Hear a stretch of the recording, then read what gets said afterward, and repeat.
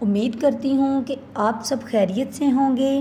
اگر مرد جلدی فارغ ہو جاتا ہے تو عورت کو بھی مکمل مزہ نہیں آ پاتا۔ یہ حالت اس وقت خطرناک بن جاتی ہے جب عورت جلد فارغ نہ ہو اور مرد جلدی فارغ ہو جائے۔ ایسی حالت میں عورت کے دماغ پر بہت برا اثر پڑتا ہے، مرد اس کی نظروں میں گر جاتا ہے اور عورت اسی وجہ سے کبھی کبھی کسی غیر مرد کے ساتھ جنسی تعلقات بنا لیتی ہے۔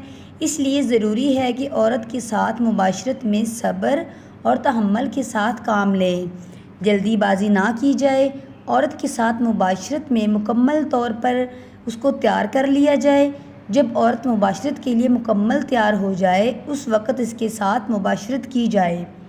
مرد کی دو قسمیں ہیں، پہلے تو وہ جو مباشرت سے پہلے فارغ ہو جاتے ہیں اور دوسرے وہ جو مباشرت کے چند سیکنڈ بعد فارغ ہو جاتے ہیں۔ ان دونوں حالتوں میں عورت کو مکمل تسلی نہیں ملتی۔